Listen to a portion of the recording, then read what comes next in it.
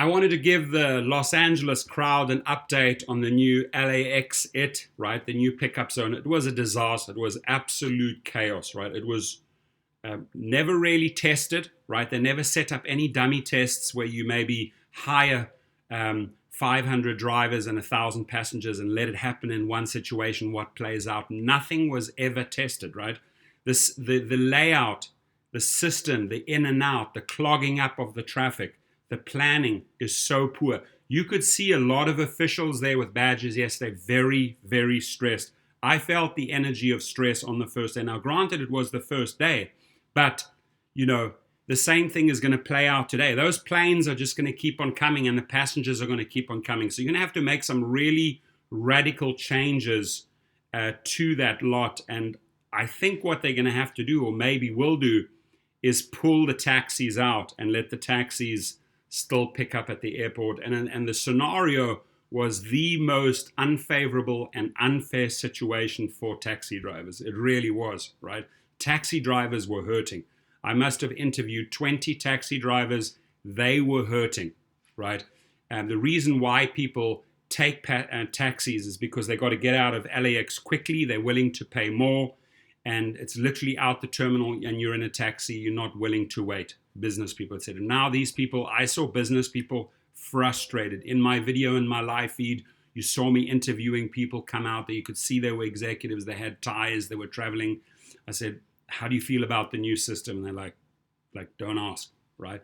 If you looked at the TV channels, at the various TV channels, they conducted interviews with everyone. And the people that were the unhappiest were the taxi drivers and the passengers. Now, because of the poor planning, because of the way the cars are funneled in, outside lane the taxis, there was a backlog of taxis all the way out of the pickup zone, all the way into external traffic, backing everything up, meaning people that just wanted to do regular pickups, people like me that maybe wanted to bring in private clients, pick or drop off, we couldn't even get in, right? Once you were in LAX itself, it was a breeze. It was easy to get through. It was very, very good, I would say, for, private drivers. But when it comes to the taxi industry and the rideshare industry at this new pickup zone, absolute chaos, folks. And if I can be a voice for taxi drivers as well, my suggestion is start your strike and protest. Stand up for this poor planning and poor behavior on part of the taxi organization, and mainly Los Angeles, the city of Los Angeles. They did not spend the money to test the system. In my live feed, I was highlighting when the traffic was slow in the morning. I went back several times during the day as a private driver and as a rideshare driver. I tested it from both sides. I could give you pretty good feedback, report back as far as a private driver who's doing limo trips. But when it comes to the rideshare side of it, it was a disaster, right?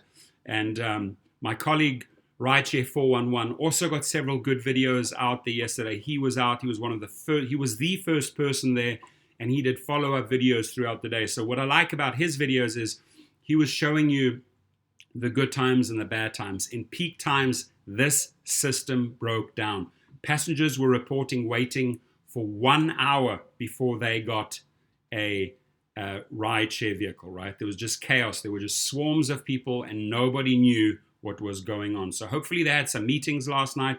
They did shoot out this email, LAX-it. I want to read it to you. It said, although LAX, it worked largely as intended during the day today in alleviating traffic both in the central terminal area, CTA, and in our surrounding neighborhoods and communities, we have seen significant challenges at peak times this evening. Those challenges included long waits for shuttles, congestion for shuttles to get to LAX-it, and long wait time for Uber and Lyft at the lot. Taxis have overperformed all day long, picking up more passengers than usual. And our airport police have done an outstanding job of managing traffic in the face of significant challenges, right? We have made a a number of adjustments throughout the day and evening, including to signage, wayfinding, traffic routes, and staffing. We will be making additional adjustments during our graveyard shift tonight and expect to continue to do so as we respond to driver behavior during the first week of operations. Our TNC partners are also working to improve their systems. We remain committed to overcoming these challenges and preventing as much as possible sustained untenable traffic conditions at LAX during constructions. We apologize to our guests and stakeholders who experienced an unacceptable level of service. So what I do like about this is that they take responsibility, right? They say, we apologize for an unacceptable level of service, right? That is taking ownership of the problem. I like that, right? I like that about LAX-it, is that they take responsibility and said, wow, we did not expect this. Where I do fault Los Angeles Airport, where I do fault the city, where I do fault Uber and Lyft, is that all of these people should have come together. That's usually how it happens, and you've got to test the system. Everybody's got to chip in money and conduct tests, right? And these are literally non-pay trips, but you just have a certain amount of vehicles descend on the parking lot to pick up a certain amount of passengers, right? You know the numbers, you know what goes in and out of that airport daily. So do dummy tests. Uber and Lyft have the data. They can share the data, the airport data, and I'm sure they do. And they should have done the tests based on fictitious drivers and fictitious passengers and created dummy days. They didn't do that, right? And that's the only way you test a system. And I've seen it done in Europe. I've seen it done in South Africa. I can tell you the South African traffic system is amazing.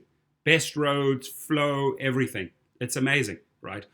It's the most advanced on the African continent. I have seen cities, events big in Europe, in Germany, function, like really function. Why? Because they tested the system. This system was not tested. The money was not, even if it cost you $1 million to test the system, you have to test the system. It was not tested. So I do like the fact that they took responsibility. What needs to change?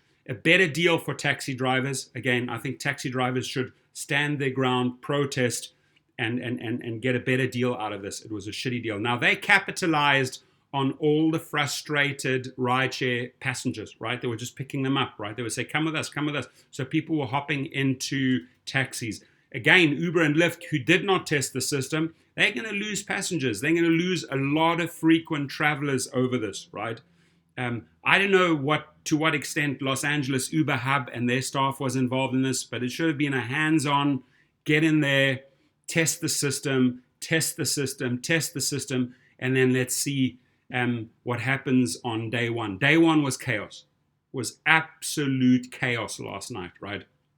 I didn't even want to attempt to go back into that mess because I would have been stuck and I would have been there for an hour. Now, if taxis were grabbing all that frustrated rideshare traffic, right?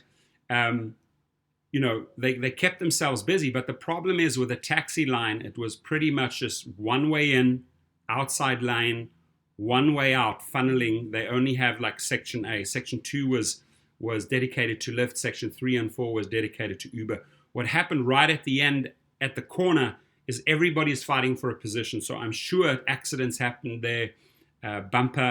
Little bumper accidents and things like that must have happened yesterday throughout the day. That'll add to the problem. I spoke to police officers. I shared my feedback and they agreed with me. They said, you're right, exactly. I also shared in the live feed so people could see in advance how the system was playing out. So if it was the first time you're going in, you could at least look at the video and say, oh gosh, I know what I can expect. And the video that I made was in very, very low traffic time, right? It was around about 7:30 a.m., right? The peak time last night, my friends, it was chaos. The traffic was literally backed all the way out of Skyway right onto Sepulveda PCH over there. It was chaos. So your feedback, please. If you did it yesterday, what did you think? If you have suggestions, let's leave suggestions. I mean, suggestions are great.